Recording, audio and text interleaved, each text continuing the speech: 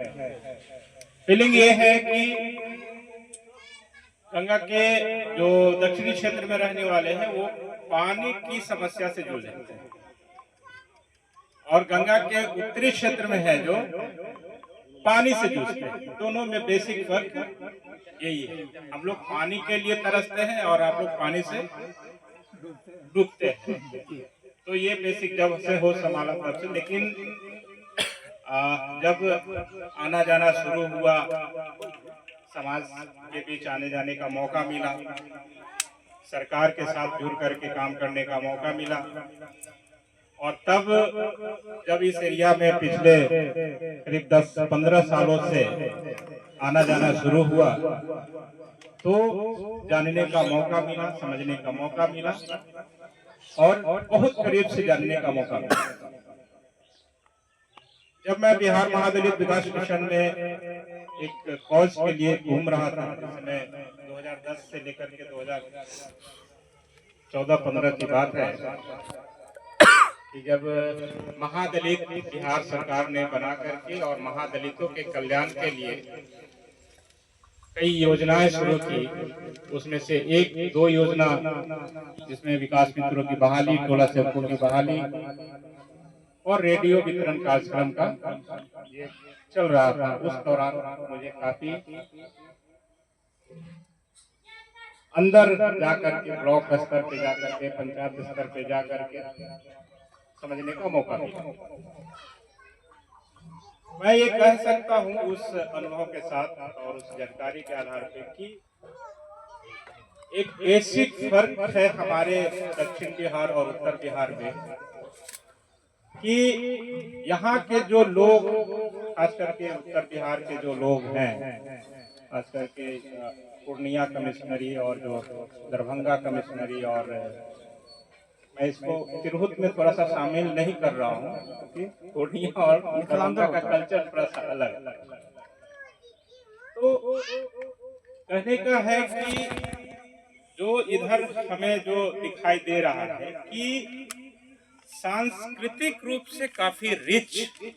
रूप में हम देखते हैं। यहाँ जो सांस्कृतिक जुड़ाव है, खास करके दीना भद्री जी को के माध्यम से जो हमने देखा यहाँ पे कि काफी मतलब कि उनमें जागरूकता, काफी मतलब समाज के प्रति, अपने प्रति जानने का एक बहुत बड़ा लालसा, और कई लोग, कई गांव में हमने देखा कि कितना मतलब दीना भद्री के प्रति कितना श्रद्धा है, कितना लगाव है। और वही चीज दक्षिण बिहार में देखा जाए तो दशरथ मांझी जी के प्रति जितना लगाव और ये है। कहने का मतलब है कि हमारे उत्तर बिहार का जो पुरोधा है, जिनको हम आदर्श मानते हैं, जिनके कर कमलों पे हम चलने की कोशिश करते हैं, वो दीना भद्री जी,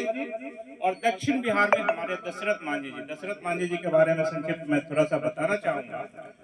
बहुत लोग हो सकता है जानते हैं, सोशल मीडिया के माध्यम से उनके नाम पे एक फिल्म भी बनी, mountain Dashrath Manjhi the mountain man, जिन्होंने पहाड़ को काट करके एक रास्ता बनाया। और दशरथ मांझी एक ऐसे इंसान, आज से करीब 1960 के दशक की बात है, हम लोग 2025 में जी रहे हैं, करीब 40 और 25 65 साल उस घटना का हो गया है।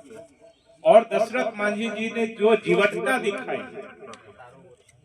जो परिश्रम दिखाया, जो लगन दिखाया, वो सिर्फ मुसहर और दलित में ही हो सकता है, दूसरे समाज में नहीं हो सकता। मैं अपने आप को सौभाग्यशाली समझता हूँ,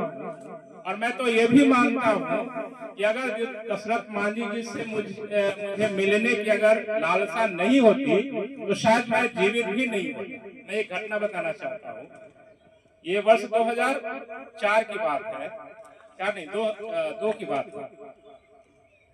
25 दिसंबर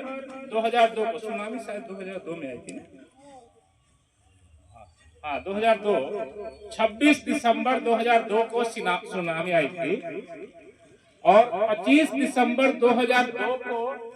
जिस प्रकार से अभी यहाँ पे एक सामाजिक कार्यक्रम हो रहा है, उसी प्रकार से एक कार्यक्रम था बोधगया।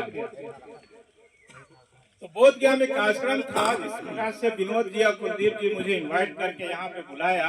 उसी प्रकार से वहाँ पे बोधगया के लोग इनवाइट करके मुझे पहले से बता करके रखा था कि एक मुसा भुइयां का कार्यक्रम है, उसमें दशरथ मांझी जी भी आ रहे हैं, तो आपको आना होगा। उस समय मैं चेन्नई के, तमिलनाडु का एक जगह है चेन्नई में गोल्डन बीच पे इंटरनेशनल एक ह्यूमन राइट का कार्यक्रम चल रहा था 3 दिवसीय। अमूमन किसी प्रशिक्षण शिविर में या सम्मेलन में मैं कहीं जाता हूँ तो एक दिन स्पेयर लेकर के जाता हूँ कि वहाँ के चीजों को घूमना, देखना, समझना। तो एक दिन बाद हम आते हैं किसी भी कार्यक्रम में। 22 से लेकर के 24 दिसंबर तक